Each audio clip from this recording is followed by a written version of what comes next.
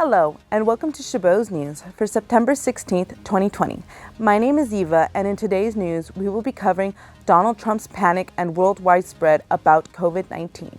In entertainment news, we have Farrar, where we'll talk about Kelly Preston. In sports, Eric will cover the 49ers and the Miami Heat's head coach Eric Spoelstra. And in our top 5, Frank will be telling us about the top 5 Taco Bell items. All of that and more coming up on Chabot News.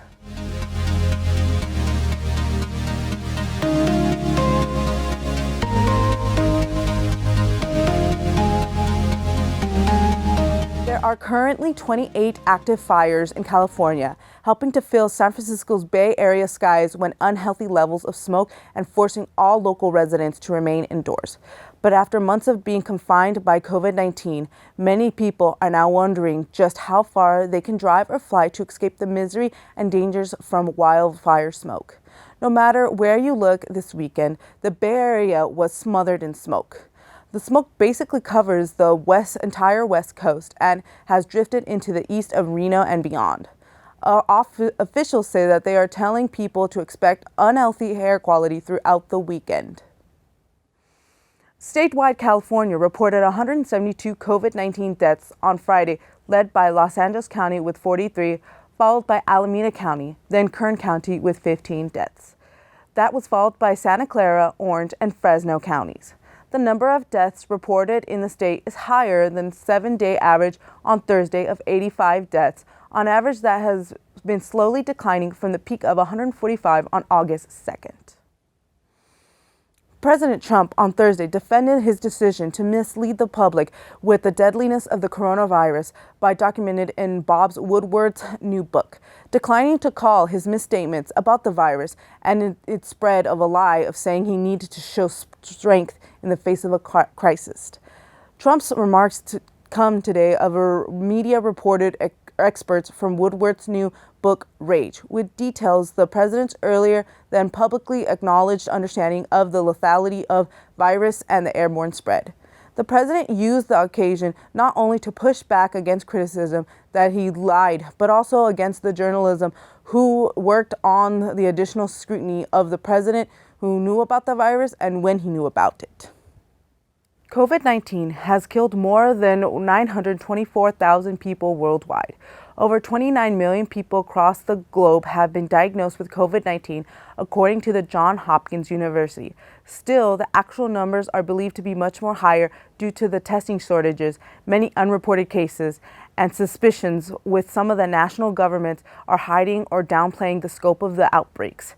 Since the first cases were detected in China in December, the virus has rapidly spread to every continent except Antarctica.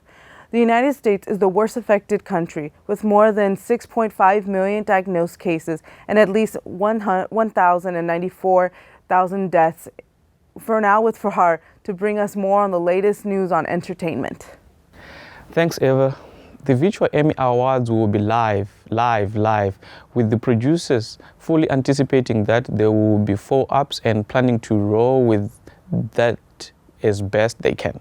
The first major entertainment industry awards since the pandemic's attack will be broadcast on ABC and hosted by Jimmy Kimmel, who told Hollywood reporters that he enjoys putting himself in difficult situations. So if the worst happens and it all breaks down, there will definitely be a part of me that is amused by it. Having watched other awards shows that have focused on taped elements, including the BET Award and Daytime Emmy in June, the Primetime Emmy has gone in a different direction, with 130 cameras being dispatched to 20 cities and 10 countries. The expectation is that not everything will go smoothly and that Kimmel will be available throughout the night to jump in as soon as anything goes wrong. Adam Levine has sweet memories of Kelly Preston, the actress who died in July at the age of 57 after a private battle with cancer, constant with Levine in the music video for his band Maroon 5's 2000 single, She Will Be Loved. Levine appeared on Tuesday episode of The Howard Stern Show and talked about working with Preston, who portrayed his older love interest in the video. Things got heated when it came on their on-screen kiss, which Levin said was his first. The singer called it one of those isolated, beautiful experiences. The video wound up becoming the classic video that everyone loves. He said, "I never got to speak to her about it. Life goes on, and obviously we never cross paths again and back together." The Bay Area had its deadliest day on the pandemic on Friday, following 34 new COVID fatalities, a number which led in the double digits death counties in Alameda and Santa Clara counties. The recent deaths bring the fatality to a 9-county Bay Area plus Santa Cruz County with 1,278 and break the record for the most deaths reported in one day to set a little more than a week ago, with the counties reported 30 deaths on September 3rd. The 34 deaths include 16 fatalities reported to the Alameda County, the third most in the country, and 13 in Santa Clara County, the most ever there. Now we go to Frank with the top 5 Taco Bell dishes. Thanks, Eva. I'm counting down my top favorite Taco Bell foods. At number 5, cinnamon twists. When I was 6 years old, I did not like Taco Bell. For some reason, who knows? I guess I didn't like a lot of things back then, but what I did like were these cinnamon twists, which have been around basically as long as the Bell has. Number 4, shredded chicken mini quesadilla. I know this doesn't look good, but it's actually disturbingly good. I could have said that about most things on this list. I saved it for a reason. Coming in at number 3, nacho cheese Doritos Locos Taco Supreme. This is fast food experimentation at its absolute peak. A stunt food that paved the way for every look at this bun is made of cronuts and is also stuffed with hot dogs, feat of fast food alchemy. After the gimmick wore off, the truth shone through. Doritos and Taco Bell are just made for each other. My second favorite is Mexican pizza. This is the wild card. A dark host soaked in fuego sauce. It's not very pizza-like, to be honest. It's round for sure, that's about it. But it's a direct display of Taco Bell's strengths. It's serving up a massive plate of cheese, meat, crunchy stuff, and deliberately drizzled sauces in such a convincing fashion. You don't even bother to question what it is or why you are eating it. The Mexican pizza is Taco Bell, encapsulated in one little dice of pure fast food bliss, and only one item could possibly top it. And at number 1, the soft taco. It's not Gordito Bell or Burrito Bell. It's definitely not Mexican pizza, it's Taco Bell. And anything else in the number 1 slot would be a disservice to the legacy. This is simple, it's uncomplicated. The soft taco will be devoured by the time you leave the drive-thru. It's not even an order, it's an unspoken certainty, small enough to snack on, but when multiplied threefold, worthy of an entire meal. It's like the girl next door of the Taco Bell menu, like everything you've ever wanted in fast food Mexican. And it's been sitting right in front of your eyes the whole time. Anyway, the soft taco is the best thing on the Taco Bell menu, in Tom's opinion. Well, that does it for our top 5 this week. Back to you, Eva. Thanks, Frank. Continuing with the Taco Bell theme, they are thinning out the menu starting November 5 to make for its several new items. Sad news for Mexican pizza fans this fall, as its packaging heavy metal didn't fit with the Taco Bell vision for the future. Also on the chopping block for the pico de gallo, which will be replacing the fresh diced tomatoes and shredded chicken. Shredded chicken lovers will have the classic chicken quesadilla or the new chicken chipotle melt to choose from instead.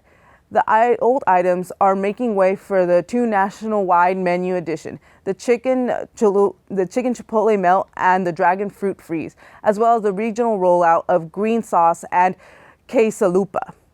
Taco Bell has been reminding customers that the 7-layer burrito and quesarito, both victims of the previous menu overhauls, can still be ordered using the optional options on the mobile app.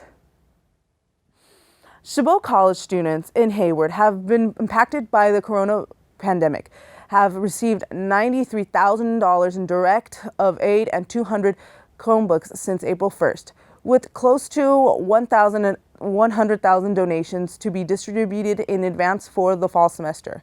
The Friends of Chabot College established its COVID-19 emergency student aid to fund, assist with distance learning, and to help those struggling to pay for basic needs, including food and rent.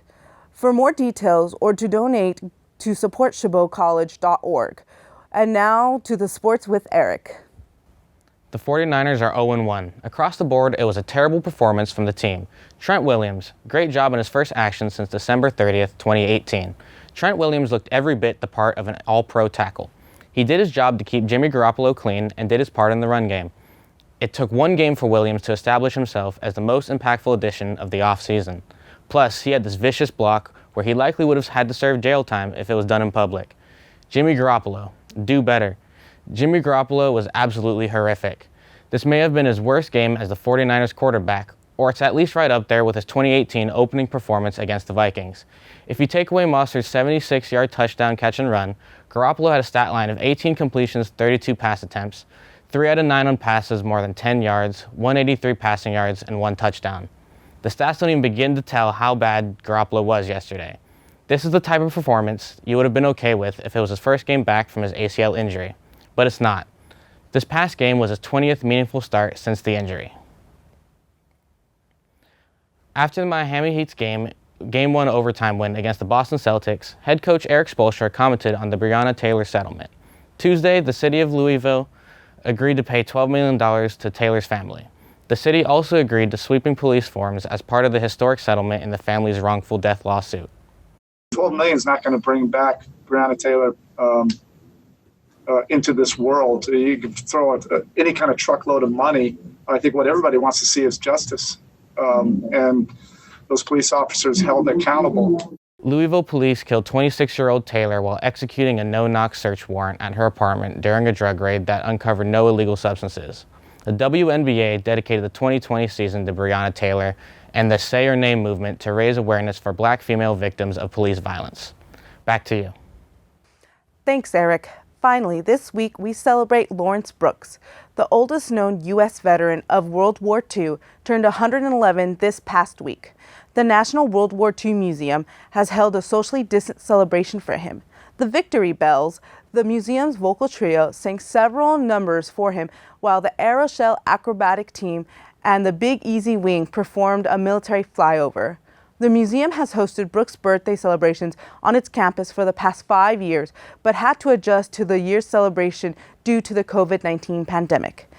According to the museum, which is located in New Orleans, Brooks served in the predominantly African-American 91st Engineer Battalion, which was stationed in New Guinea and then in the Philippines during World War II. Born in 1909, Brooks obtained the rank of Private First Class during the World War, according to the museum. Brooks has 5 children, 5 stepchildren, 12 grandchildren, and 23 great-grandchildren. That is all for Chabot's News this week. Thanks for all the students and the staff of Mass Communications Department here in Chabot for making this production possible. You can watch us anytime online at youtube.com/ChabotTV. Stay tuned for KCTH Channel 27 for more about Chabot TV.